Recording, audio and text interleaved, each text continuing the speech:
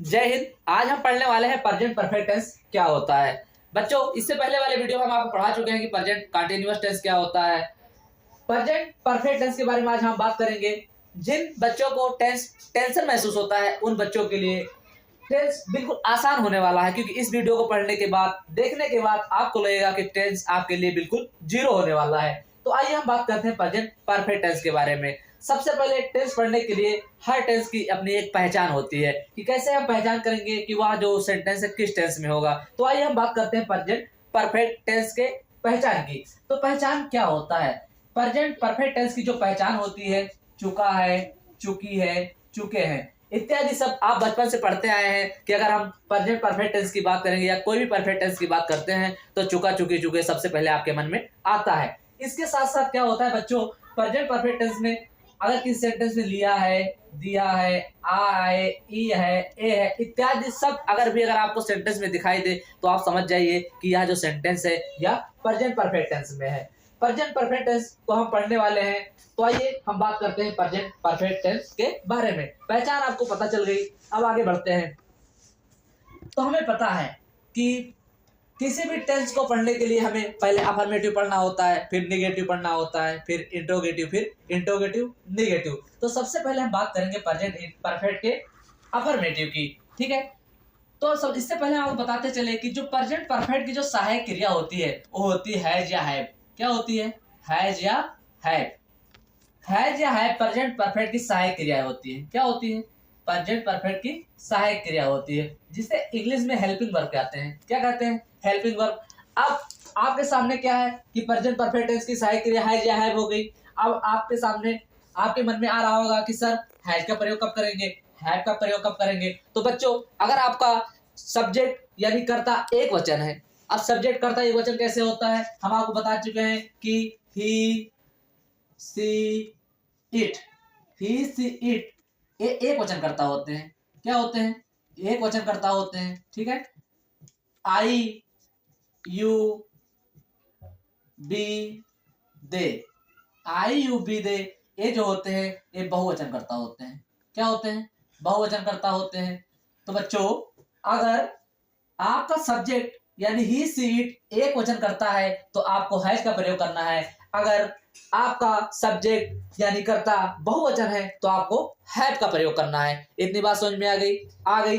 बच्चों, एक बात और, परफेक्ट में हमेशा वर्ब की तीसरी अवस्था यानी थर्ड फॉर्म का प्रयोग किया जाता है। जैसे हमें पता है एक वाक्य जैसे गो की सेकंड फॉर्म क्या होती है? वेंट। गो की सेकंड फॉर्म वेंट और थर्ड फॉर्म क्या होती है? गॉन। Third form gone. तो आपको हमेशा परफेक्ट अगर आए, चाहे वह प्रेजेंट परफेक्ट हो, पास्ट परफेक्ट हो या फ्यूचर परफेक्ट हो, हमेशा आपको वर्ब की थर्ड फॉर्म लगानी है। इतनी बात समझ में आ गई।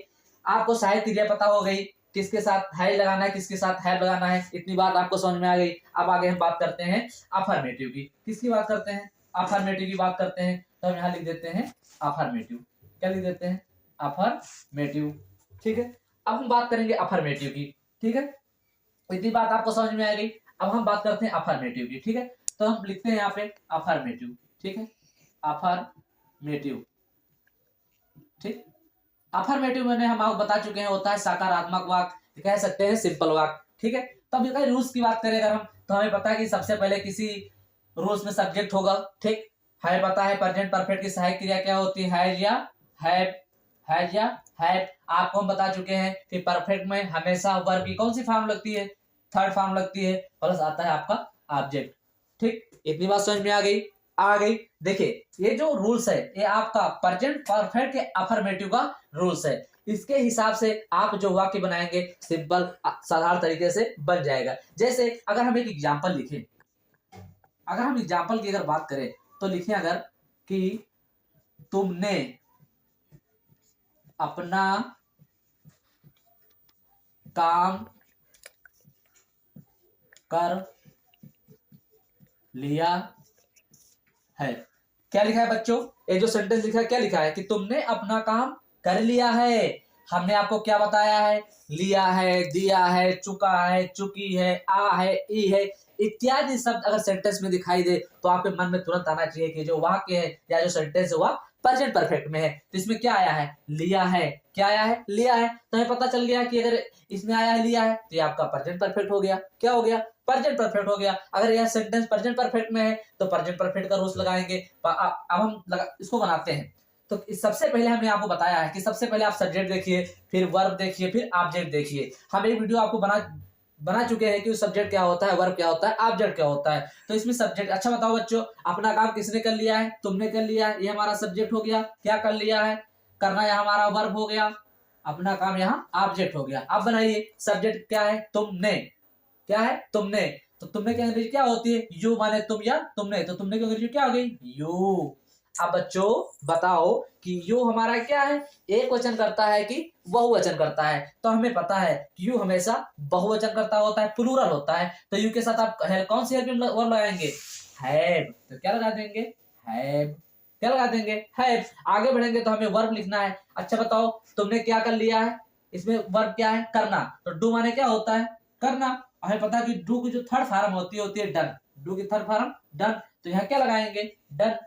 क्या लगाएंगे, डन। यू माने तुमने, हैव डन माने कर लिया है। तुमने क्या कर लिया है, अपना काम। तो यू के साथ हमेशा अपने के लिए योर लगता है। क्या लगता है, योर लगता है। तो योर वर्क, योर वर्क। इतनी बात समझ में आ गई। आगे परफेक्ट निगेटिव की। निगेटिव का जो रूल्स होता है और प्रेजेंट परफेक्ट का जो अफर्मेटिव का जो रूल्स होता है उसी के अनुसार होता है। जैसे प्रेजेंट परफेक्ट का जो अफर्मेटिव का जो रूल्स था वो था सब्जेक्ट प्लस हैज या हैव प्लस मेन वर्ब का third form plus object. Negative में क्या होता है, जो सहायक क्रिया होती है उसके बाद नॉट लग जाता है। जैसे सब्जेक्ट प्लस हैज या हैव, ये हेल्पिंग वर्ब हो गई। इसके बाद आपको नॉट लगा देना हो। नेगेटिव हो गया, प्लस मेन वर्ब का थर्ड फॉर्म था तो मेन वर्ब का थर्ड फॉर्म प्लस ऑब्जेक्ट था तो ऑब्जेक्ट। ठीक, इतनी बात समझ में आ गई। अगर इसी रूल्स का अगर इंट्रोगेटिव की बात होगी, अगर हम इंट्रोगेटिव बनाएंगे तो इंट्रोगेटिव में क्या होगा, जो हेल्पिंग वर्ब होगा वो बाहर आ जाएगा। ठीक है, तो हम बात कर लेते हैं निगेटिव के एग्जाम्पल की। हम आपको एग्जाम्पल के साथ बताते हैं ताकि आपको पूरी तरह से समझ में आ जाए। एग्जाम्पल, अगर हम एग्जाम्पल की बात करें तो जैसे मैंने अपना काम नहीं किया है। क्या लिखा है, मैंने अपना काम नहीं किया है। हमें पता है लिया है, दिया है, या ई ए आए तो प्रेजेंट परफेक्ट में होता है, नहीं आए तो निगेटिव। यानी ये जो सेंटेंस है यह प्रेजेंट परफेक्ट के निगेटिव में है। तो अगर ये प्रेजेंट परफेक्ट के निगेटिव में है तो प्रेजेंट परफेक्ट के निगेटिव का रूल्स भी लागू होगा। निगेटिव का रूल्स क्या कहता है, पहले सब्जेक्ट होना चाहिए। सब्जेक्ट हमारा क्या है, मैंने। आई माने होता है मैं या मैंने। तो मैंने की अंग्रेजी क्या हो जाएगी, आई। हमें पता है कि आई हमेशा बहुवचन होता है, इसलिए आई के साथ हेल्पिंग वर्ब जो लगेगा वो क्या लगेगा, हैव लगेगा। क्या लगेगा, हैव लगेगा। तो उसके बाद आगे बढ़ते हैं तो हमें पता है कि हमें हेल्पिंग वर्ब के बाद नॉट लगाना है। तो हेल्पिंग वर्ब के बाद क्या लगा देंगे, नॉट लगा देंगे। आगे बढ़ेंगे तो हमें लिखना है वर्ब। वर्ब इसमें क्या है, मैंने क्या नहीं किया है, किया है। तो डू माने क्या होता है, करना। तो हमें पता है डू का हमें थर्ड फॉर्म लगाना है। तो डू का थर्ड फॉर्म क्या होता है, डन। ठीक, आई हैव नॉट डन, मैंने नहीं किया है। क्या नहीं किया है, अपना काम। तो आई के साथ अपने के लिए माई लगता है। क्या लगता है, माई लगता है, माई वर्क। बात समझ में आ गई। देखिए क्या लिखा है, मैंने अपना काम नहीं किया है। हमने क्या लिखा, I have not done my work. ठीक, इतनी बात समझ में आ गई। निगेटिव हो गया। अब हम बात करेंगे इंट्रोगेटिव की। किसकी, इंट्रोगेटिव। अगर हम बात करें इंट्रोगेटिव की, किसकी, इंट्रोगेटिव। इंट्रोगेटिव माने होता है प्रश्नवाचक वाक्य। इंट्रोगेटिव माने क्या होता है, प्रश्नवाचक वाक्य। तो इसमें क्या होगा, रूल्स यही रहेगा। हमें पता है कि इंट्रोगेटिव में क्या होता है बच्चों, चाहे वो कोई भी सेंटेंस हो, इंट्रोगेटिव में उस टेंस की जो हेल्पिंग सहायक क्रिया होती है वो बाहर आ जाती हैं। तो प्रेजेंट परफेक्ट की जो सहायक क्रिया हैज या हैव है, तो हमें पता है कि इंट्रोगेटिव में क्या हो गया, हैज या हैव यानी हेल्पिंग वर्ब बाहर आ जाएंगी। हैज या हैव प्लस सब्जेक्ट है तो सब्जेक्ट प्लस मेन वर्ब का थर्ड फॉर्म प्लस ऑब्जेक्ट। लेकिन अगर हेल्पिंग वर्ब बाहर आ जाती है तो बाद में क्या आता है, प्रश्नवाचक चिन्ह। ठीक, क्योंकि इसमें प्रश्न पूछा जा रहा है। अब आइए हम बात करते हैं एग्जाम्पल की। किसकी, एग्जाम्पल की। ठीक, तो एग्जाम्पल आप देख लीजिए। एग्जाम्पल इसमें क्या लिखा कि मैंने अपना काम नहीं किया है। तो इसमें क्या होगा, क्या सीता बाजार जा चुकी है।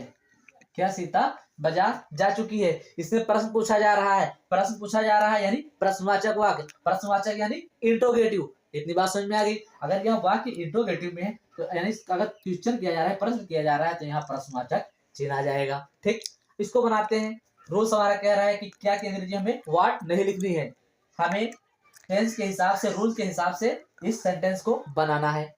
रूल्स कहता है कि हमें सबसे पहले हैज या हैव होना चाहिए। हमने आपको बताया है सब्जेक्ट के अनुसार हम हैज या हैव लगाएंगे। सब्जेक्ट हमारा है सीता, सीता हमारी एक वचन, एक वचन कर्ता के साथ हमें हमेशा हेल्पिंग वर्ब अकेले लगाना होता है, तो हमारा एक वचन कर्ता के सामने क्या लगाना है, हैज लगाना। तो क्या अंग्रेजी क्या हो जाएगी, हैज। सीता है तो सीता।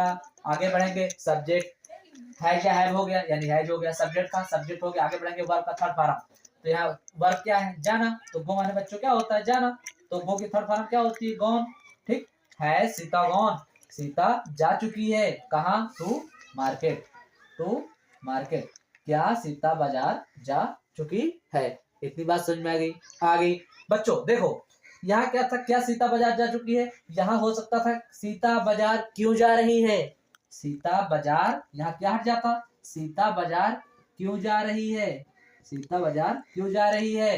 ये जो वाक्य है, एक फ्यूचर वर्ड वाला वाक्य है। तो इंट्रोगेटिव में दो रूल्स होते हैं, एक ये रूल्स हो गया, एक रूल्स होता है कि जो फ्यूचर वर्ड पहले आ जाता है। ठीक, तो ये क्यों, कैसे, कहाँ, क्या, क्यों, कैसे, कहाँ, कब, ये जो वाक्य होते हैं ये फ्यूचर वर्ड होते हैं, तो इनकी अंग्रेजी हमेशा हेल्पिंग वर्ब से पहले लिखी जाती है। तो इसमें क्यों आया, क्यों की अंग्रेजी क्या होती है, वाई। इसको हम बनाते हैं, क्यों की अंग्रेजी क्या होती है, वाई। हमें पता है, अब यही हो जाएगा, क्योंकि देखिए हेल्पिंग वर्ब के पहले क्या आता है, हेल्पिंग वर्ब के पहले जो ये क्यों कैसे जो आते हैं इन्हें हेल्पिंग वर्ब के पहले लिखा जाता है। तो यहाँ क्यों की अंग्रेजी वाई होगी। उसके बाद क्या लिखा है, सीता लिखा है तो सीता, गॉन लिखा है तो गॉन, टू मार्केट तो टू मार्केट। ठीक, इतनी बात समझ में आ गई। आप समझे बच्चे। इंट्रोगेटिव आप पढ़ लिए, कैसे बनाया जाता है समझ गए। इंट्रोगेटिव निगेटिव की, तो इंट्रोगेटिव निगेटिव का जो रूल्स होता है, हमेशा आप याद रखिए कि अगर इंट्रोगेटिव की बात आए तो इंट्रोगेटिव में हमेशा सब्जेक्ट के बाद नॉट लगता है, फिर वह चाहे इंट्रोगेटिव हो या इंट्रोगेटिव निगेटिव है। इंट्रोगेटिव निगेटिव का जो रूल्स होता है, सब हैज या हैव हेल्पिंग वर्ब हो गई, सब्जेक्ट, सब्जेक्ट के बाद क्या लग गया, नॉट लग गया, तो यह इंट्रोगेटिव निगेटिव हो गया। प्लस मेन वर्ब का थर्ड फॉर्म प्लस ऑब्जेक्ट। और कोई वाक्य क्वेश्चन वर्ड वाला होगा, जैसे क्यों, कैसे, कहाँ, कब, तो इसका भी एक रूल्स लागू होगा। हमें पता है कि क्यों, कहाँ, कैसे, कब जो क्वेश्चन वर्ड होते हैं ये हमेशा हेल्पिंग वर्ब के पहले लिखे जाते हैं। तो क्वेश्चन वर्ड हेल्पिंग वर्ब के पहले क्वेश्चन वर्ड हो गया, हैज या have plus subject plus not plus main verb का third form plus object. Example के माध्यम से आपको समझाते हैं, जैसे क्या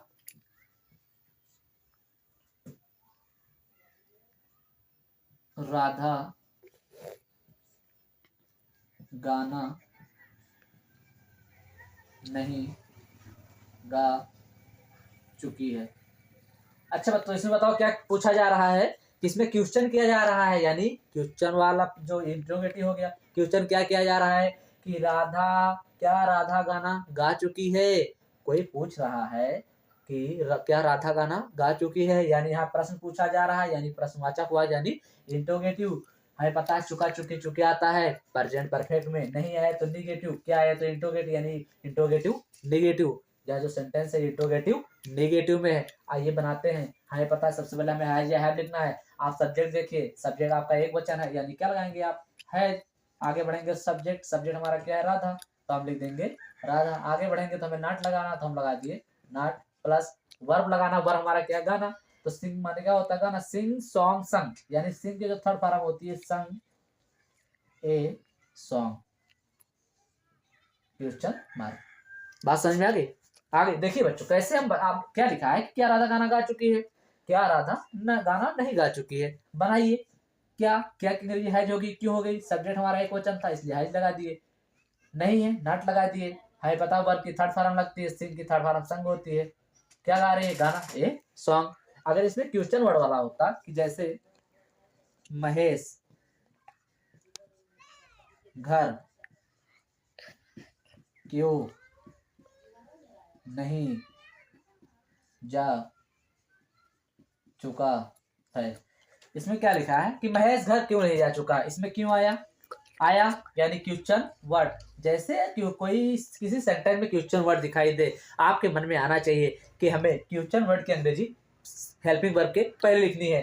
तो आइए लिखते हैं, है पता क्वेश्चन वर्ड यानी क्यों की अंग्रेजी वाई। आगे बढ़ेंगे तो हमें हेल्पिंग वर्ब लगाना है। सब्जेक्ट देखिए क्या है, महेश यानी अकेला, यानी क्या लगाएंगे, है। क्वेश्चन वर्ड था, क्वेश्चन वर्ड हो गया, हैज या हैव था, हाई लगा दिए। सब्जेक्ट क्या है, महेश, तो हम लिख देंगे महेश। आगे बढ़ेंगे, हमें नाट लगाना है, हम नाट लगा दिए। आगे बढ़ेंगे, वर्ब लिखना है, वर्ब क्या है, जाना। गो की थर्ड फॉर्म क्या होती है बच्चों, गॉन। कहाँ जा रहा है, घर, तो लिख देंगे टू होम। आगे क्वेश्चन वर्ड तो क्वेश्चन मार्क। बात समझ में आ गई, आ गई।